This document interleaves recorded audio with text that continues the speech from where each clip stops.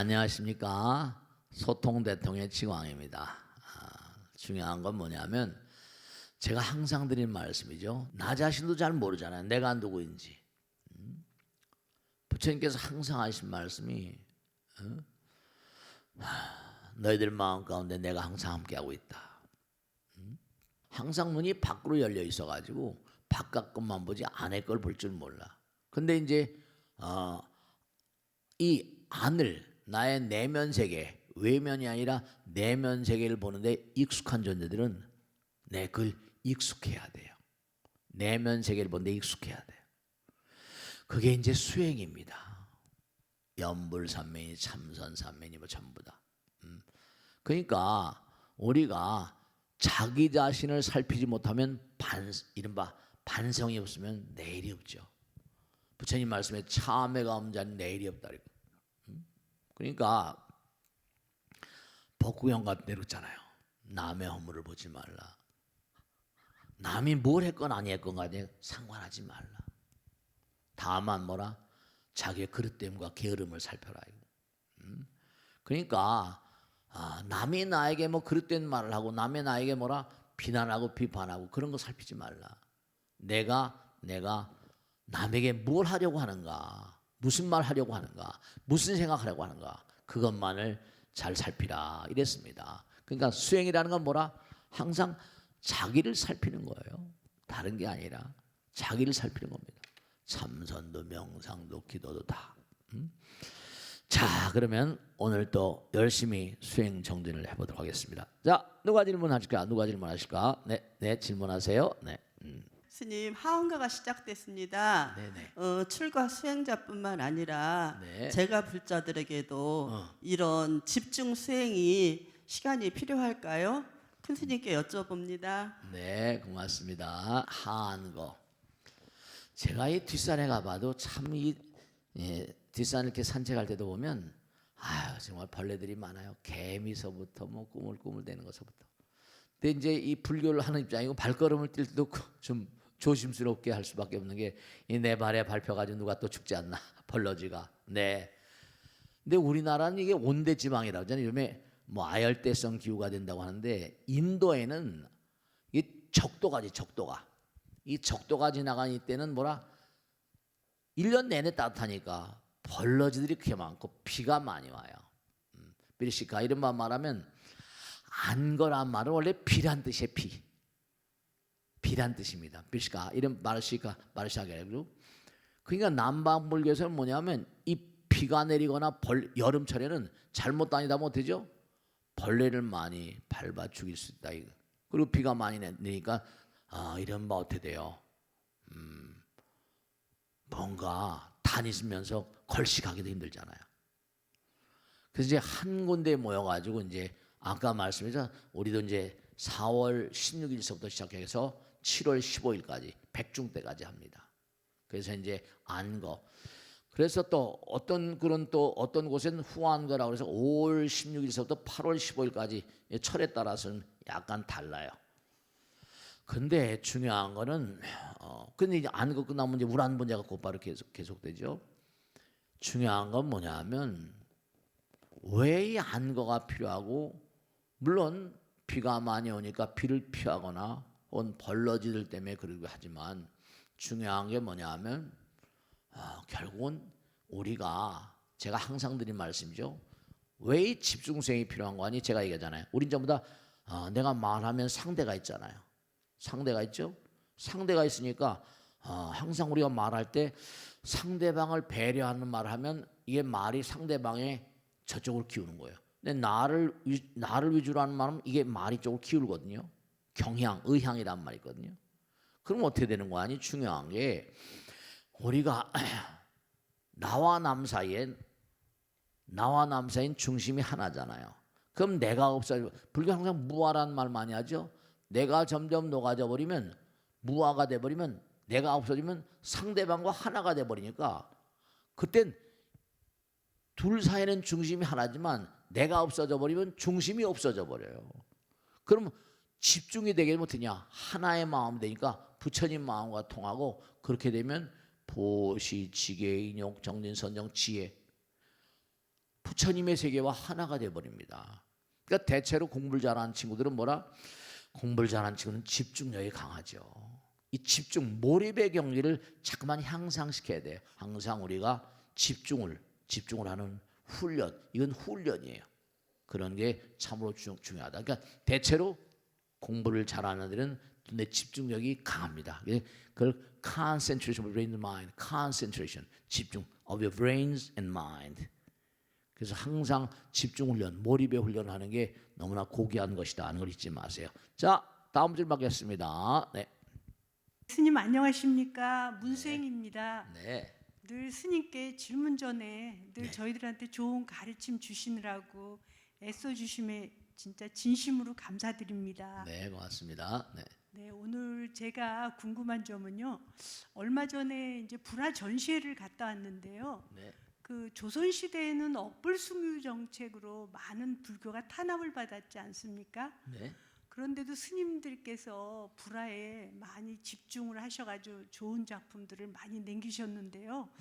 왜 그러셨는지 좀 궁금하더라고요. 그래서 스님의 고견을 듣고 싶어서 여쭤봅니다. 고맙습니다. 고맙습니다. 네. 네, 역사적인 흐름을 좀 잠깐 살펴봐야 되는데요. 이게 종교라는 게 정치하고는 불가분리의 관계가 있어요. 왜냐하면 나라가 평화로워야지 절에도 나오고 그럴 거 아니에요. 먹고 살기 힘들고 괴롭고 힘들고 혼란 상황인데, 근데 이 사람들이 마음 가운데다 부처님 계시기 때문에 영혼을 지향하는 마음들은 다 있어요. 양의 동설망라고. 우린 여기서 뭐 영혼이라고 얘기하지만 그들은 뭔가 아니 영생이라고 또 얘기하잖아요. 그래서 보면 언젠가도 말씀했지만 사람들이 그렇잖아요. 먹고 살기도 힘들지만 영혼을 지향하는 마음, 성경이나 불경이라는 게 죽음 다음의 세계를 얘기하잖아요. 좀 패턴이 다르지만 저쪽에 뭐라? 이 세상을 등재하면 영원한 천당, eternal paradise, eternal bliss, 영원한 천당, 영원한 지옥 그래요. 그러니까 거기서 뭐라? 천당 가고 싶으세요? 구원 받고 싶으세요? 항상 그런 얘기를 해요. 구원 받고 싶으냐고. 그러니까 고통스러운 세계를 사는데 좋은 데로 가고 싶죠. 그렇죠? 우리도 몽환이 극락 가고 싶다고 그러죠. 극락. 우리가 사는 이 세상은 너무 짧아요. 100년도 안 되잖아요. 근데 잠자고 먹고 마시고 하다 보면 하루가 언제 가는지 모르겠고 한 줄이 언제 가는지 모르겠고, 그러니까 항상 도피한 영원을 뭔가 기대하고 동경하는 마음들이 있어요. 그런 마음들이 이제 먹고 살면서 한 푼 두 푼 모이게 되면 그 가서 뭐라 시주하게도 되고, 또 여유가 있는 사람은 뭐라 좀 더 말이죠. 그러니까 심지어는 서양에서는 옛날에 면죄부라, 면죄부. 마틴 루터가 이제 이 면죄부를 파는 것은 이건 올바르지 않다. 어떻게 그 면죄부를 통해서 죄가 사해질 수 있단 말이냐. 그래서 이제 종교개혁의 시발점이 되기도 했는데, 어쨌든 간에 정치와 종교가 이게 불가분리. 동양도 마찬가지. 삼무일종에 난 그래가지고 황제들이 종교 세력이 막 커지니까 어떻게 돼요? 그걸 압박하고 재산을 막 그냥 뺏어가고 그냥 막. 근데 한국도 마찬가지였죠. 이게 억불숭유. 자기는 무학대사를 끼고 매일같이 살면서 무학대사에게 모든 자문을 다 받은 겁니다. 한양으로 개경, 천도. 개경 개성이 있었잖아요. 한양으로 천도하자 뭐지 해가지고. 그런데 어떻게 된 거 아니? 이게 무학대사를 끼고 살면서도 어떻게 됐어요? 자기는 절이 신라서부터 고려 때까지 나올 때까지 어떻게 했어요? 전부 다 그냥 땅들도 워낙에 많이 가지고 있고 워낙에 어마어마한 그런 재산을 가지고 있으니까 자기가 왕이 되려면 종교 세력을 뭐라 압도하지 않으면 안 되겠다 해가지고 억불숭유, 절들 4대문 안에 절대로 못 들어가게 한다. 그럼 신도들이 절에 못 가면 어때요? 중들 굶어 죽어야죠. 그러니까 할 수 없이 중들 스님네들이 어땠어요? 스님네들이 생계수단으로. 그래서 이제 이른바 말하면 화공, 이른바 말하면 화승이라고 불려. 그게 뭐냐? 특히 뭐냐? 임진왜란, 병자호란 이때는 전쟁에 나서 나라의 사람들, 백성도 어마어마하게 죽고 거기다 또 뭐야? 전쟁을 하다 보니까 땅이 농토가 뭐라 피폐해진 거예요. 그냥 쌀한 톨도 먹기가 힘드니까 그 당시에 그 기록에 보면 조선실록 같은 데를 보면 임진왜란 병자호란 때 쳐들어오니까 일본 친구들이 일본 친구 쳐들어오지, 또 중국에서 쳐들어오지. 그 당시에 그 기록에 보면은 조선 인구가 1,200만 1,400만 그렇게 됐대요. 1,300만 되는 거예요. 1,300만. 근데 뭐냐면 한 7, 80만이 아사자, 굶어 죽는 사람이 있었던 거예요. 그러니까 너무 많은 사람들이 가족들 있고 피폐해지고 전쟁 끝이고 막 이러니까. 그래서 그 당시에 뭐냐면 절들마다 명부전이 많이 지어진 거예요. 왜냐하면 사람이 많이 죽으니까 제사가 많이 늘어나고, 제사 지낼 것도 없죠. 그냥 와서 명부전에서 기도하고 참배하고. 그러다 보니까 자연이 절을 따 보니까 탱화 같은 거 이런 거, 그 다음에 무슨 여러 가지 불구 같은 거 뭐 이런. 그러니까 먹고 살기 힘드니까 스님들이 그거라도 그려서 호구지책으로 이른바 입에 풀칠하고 그렇게 살았던 거예요. 불상을 조각한 스님들이 불상 조각하고 불화 그리고 그런 거를 만드는 스님들 어떤 화공이라거나. 그래서 이 승려들의 화가 조직이 이른바 말하면 전국적으로, 그것도 배워야 되는 거지 아무나 그릴 수 있는 게 아니잖아요. 그 스님들의 어떤 그런 계라고 할까, 사찰계라고 해서 불화 제작을 총괄하는 금어, 만봉스님 같은 금어라거나 무슨 편수, 그걸 지도하는 어떤 그런 지휘하는 편수라고 그러고 있다고, 채색을 하는 화원들 여러 분야로 나눠 가지고 그래가지고 지금 완전히 억불승이니까 절들이 못해요. 절들이 폐허가 되다시피 했으니까 거기 오래되다 보면 탱화 같은 것도 돼요. 탱화되다 보면 막 발해잖아, 발해. 그러니까 그걸 갖다가 신라 고려 때부터 내려오는 그런 불화들이 하거나 불상 같은 거, 심지어는 유생들이 절에 와서 부처님 때려보시거든. 찢어내고. 근데 이제 그걸 갖다가 보수해야 되고 뭔가 해야 되는 그런 어떤 그런 노력이 필요하니까 스님네들이 많은 압도적인 수들이 거기에 매달려 가지고, 왜냐 보수도 해야 되잖아. 그 당시에 조선시대 전란 끝에 그런 화승들이 많이 있었다. 그런 걸 기록에서 알 수 있어요. 아시겠죠? 자, 다음 줄 받겠습니다. 다음 줄 받겠습니다. 대부분 경전은요, 부처님 제자들이 질문하고 불보살님이 설법하는 걸로 방식으로 되어 있는데요. 네, 그렇습니다. 네, 제가자들이 질문하는 방식으로 이루어진 경전이 있는지 궁금합니다. 네, 그런 게 있어요. 예전에 우리가 보면 금강경 같아도 수보리아 어여나오 이렇게잖아요. 부처님께서 이른바 질문을 서로 주고받고 하는 내용들이잖아요. 근데 실제로 밀린다 왕문경 같은 건 뭐냐면, 밀린다 왕이 나가세나라고 하는 부처님 제자에게 질문을 합니다. 부처님 제자. 그러니까 이른바 나가세나가, 부처님 제자가 밀린다 왕은 메난드로스라고 해서 세속 사람이죠. 근데 나가세나가 대답을 하고 그럽니다. 그러니까 질문이 무슨 한 300개 정도 된다고 하기도 하고 남아있는 게 200 몇십 개라고 합니다. 근데 이건 상당히 중요한 내용들이 많이 들어있어요. 왜냐하면 왕이 자기 자신의 궁금증 같은 거, 지금은 무슨 이렇게 이제 신도님들이 질문하고 이렇게 아는 대로 제가 대답해드리고 그러죠. 그 모든 종교는 이렇게 질의와 응답이에요. 왜냐 궁금한 것들, 이게 무슨 학술적으로 정리된 그런 게 아니라 삶의 어떤 현장마다의 궁금한 것들. 그러니까 왕도 이제 밀린다 메난드로스 상당히 그 정복군주로 대단히 넓은 땅을 차지하고 있던 그런 나라의 왕이었었대요. 그래서 이제 뭐냐면 이 밀린다 왕 문경 보면 재미난 게 많습니다. 보면은 우선 우리가 출가생을 한다.